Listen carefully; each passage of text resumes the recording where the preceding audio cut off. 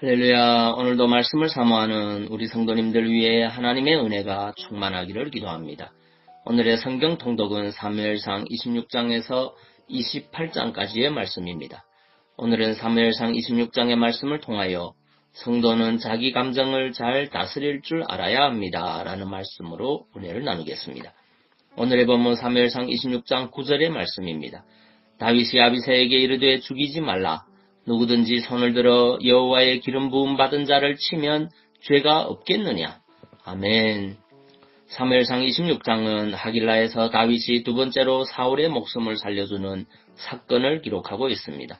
사울은 10사람들로부터 다윗이 하길라산에 있다는 밀고를 받고 3천의 무리를 이끌고 가서 하길라산 길가에 진을 쳤습니다. 그런데 9절에 보면 사울의 진영에 잠입한 다윗은 사울을 처단하자는 아비새를 제지하였습니다. 이는 그가 사울을 해하는 일이 여호와께 득죄하는 것이 된다고 생각하였기 때문입니다. 다윗이라고 해서 어찌 사울을 처단하고 싶지 않았겠습니까? 그는 그 누구보다도 사울을 제거함으로써 속히 도피 생활에서 벗어나고 싶었을 것입니다. 또 그가 아비새의 충정을 이해하지 못하는 바도 아니었습니다. 그러나 감정에 치우쳐 서두르다가는 하나님의 뜻을 거스를 수 있었습니다. 그래서 그는 자기의 감정을 억제하고 아비새를 만류한 것입니다. 그는 이전에도 사울을 죽일 수 있는 기회가 있었음에도 불구하고 자기 감정을 억제함으로써 하나님께 득죄하지 않았습니다. 또 나발에게 모독을 당하여 분노하였을 때에도 나발의 아내 아비가일의 충고를 듣고 보복을 철회했습니다. 훗날 압살롬의 반역으로 도피 생활할 당시 시므이로부터 저주를 들을 때에도 함부로 보복하지 않았습니다. 이렇게 볼 때 참으로 다윗은 자기 감정을 잘 다스릴 줄 아는 사람이었습니다.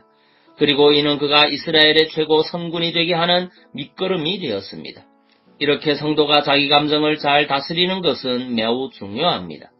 여러분, 우리는 모세를 이스라엘의 가장 위대한 인물로 꼽습니다.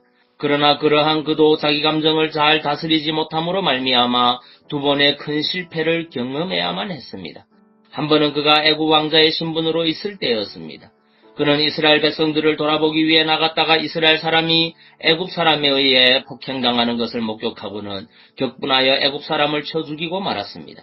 그리고 이로 인하여 그는 도피자의 신세로 전락하고 말았습니다. 또 한 번은 이스라엘 백성들을 이끌고 무리바에 이르렀을 때였습니다. 무리바에 이른 이스라엘 백성들은 물이 없음으로 인하여 모세와 아론을 원망하기 시작하였습니다. 모세와 아론은 하나님께 기도하였고 하나님은 반석에게 명하여 물을 내라고 하셨습니다. 하지만 백성들의 원망으로 감정이 상한 모세는 자기 감정을 억제하지 못하고 우리가 너희를 위하여 이 반석에서 물을 내려 하고 지팡이로 반석을 두 번 내리쳤습니다. 이것은 분명 하나님의 영광을 드러내지 못한 처사였습니다. 결국 모세와 아론은 이로 인하여 그들이 그토록 염원하던 가나안 땅에 들어가지 못하게 되었습니다. 이렇게 성도가 자기 감정을 다스리지 못하면 치명적인 실패를 경험할 수도 있는 것입니다.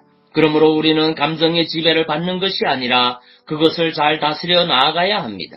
사람이 성공적인 인생을 사느냐 그렇지 못하느냐는 자기 감정을 다스릴 줄 아느냐 모르느냐에 달려있다고 해도 과언이 아닙니다.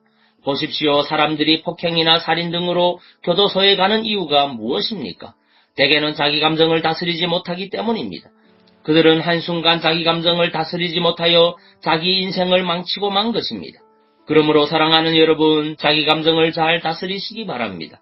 자기 감정에 치우치지 말고 언제나 하나님의 뜻을 먼저 생각하시기 바랍니다. 정녕 하나님의 뜻에 자기 감정을 굴복시키는 여러분이 되시기를 바랍니다. 잠언서 16장 32절 말씀입니다. 노하기를 더디하는 자는 용사보다 낫고 자기의 마음을 다스리는 자는 성을 빼앗는 자보다 나으니라. 아멘. 기도하겠습니다. 사랑의 주님, 성도는 자기 감정을 잘 다스릴 줄 알아야 함을 깨닫습니다. 자기 감정에 치우치지 않고 언제나 하나님의 뜻에 자신을 굴복시키는 믿음의 성도 되게 도와주옵소서.